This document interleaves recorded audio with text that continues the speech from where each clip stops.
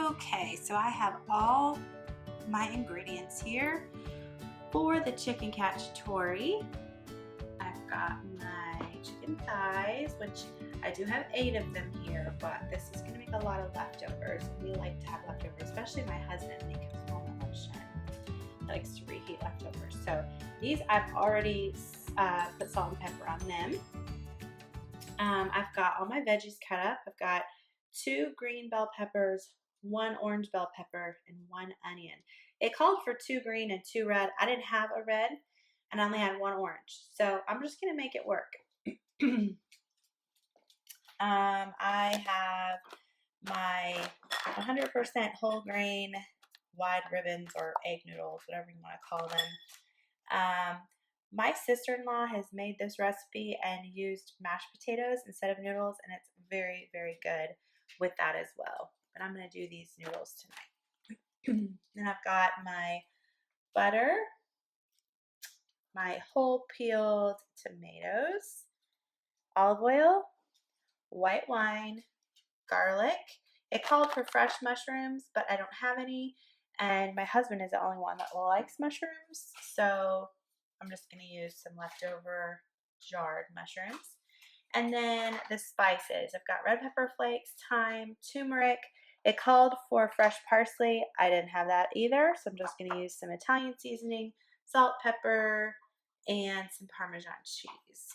So I will show you how to get this going. The next step, according to the recipe directions, is to dredge the chicken in the flour and then put it in the Dutch oven to brown on all sides in the butter and olive oil. So stay tuned and see how the meal comes together because it's delicious. All right, I've got the chicken. I seasoned it in the salt and pepper, which you saw, and then I dredged it in the flour, and now it is browning on both sides.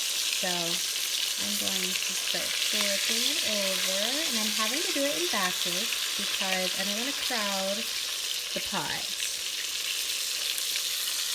So let's flip that over.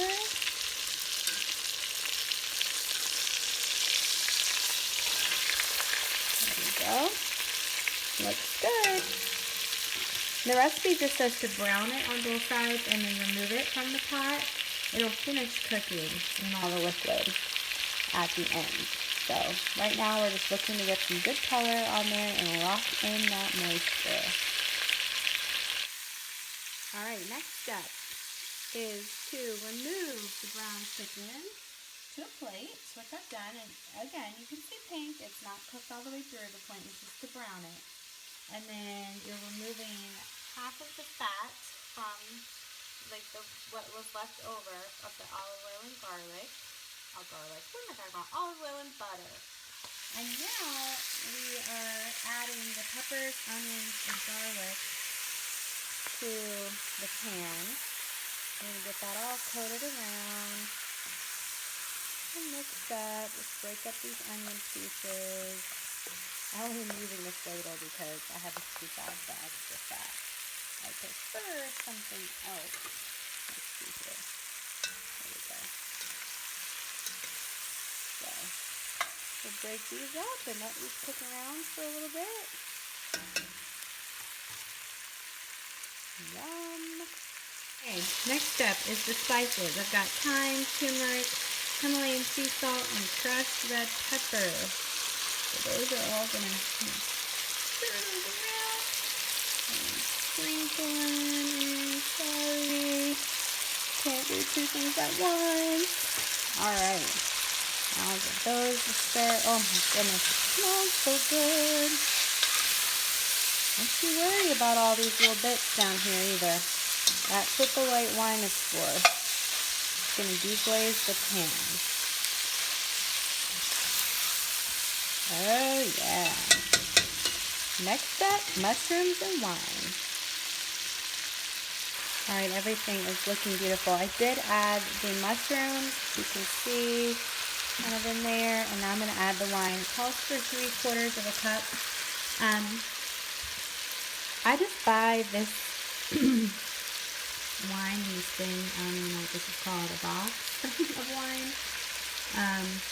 We don't keep alcohol on hand to drink, but I do buy it for cooking, and this is a Chardonnay, which I think is good for cooking. So I've always been told, buy wine that you would drink, not like a cooking wine, just because it doesn't have as good of a flavor. So, but don't be afraid of wine. If you're someone that doesn't drink, I gotta watch what I'm doing because I have a gas stove. Maybe pouring some wine on. So I got a phone call, so I couldn't film the next part, but I basically put the white wine in, and I got all those brown bits up off the bottom of the pan, and after that reduced down and all the alcohol cooks out of it, then I added the chicken in, or actually the tomatoes, sorry, the whole tomatoes, and then I just take the back of the spoon and break them up, and then you add the chicken, and that's it. Mom. Then your next step is just to cover it. Mama. Hold on, honey. Mom, can Hold I on, put honey. this in? Hold on, honey. All right. Sorry. Then you just cover it and you let it do its thing. Just follow the recipe directions. It's very simple.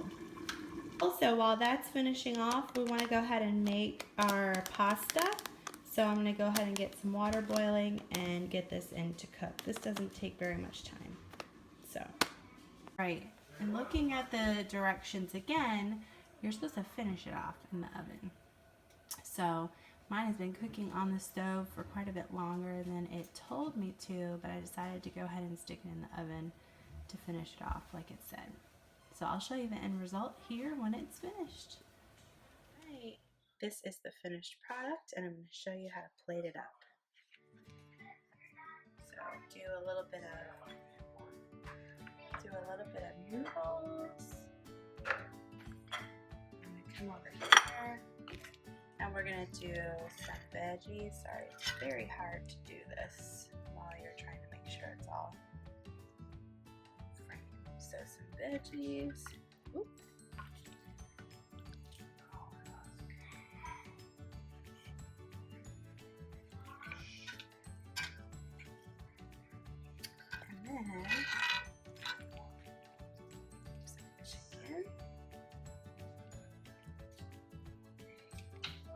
And then you just want to spoon on some of that yummy sauce all over it. And then the last part is to top it with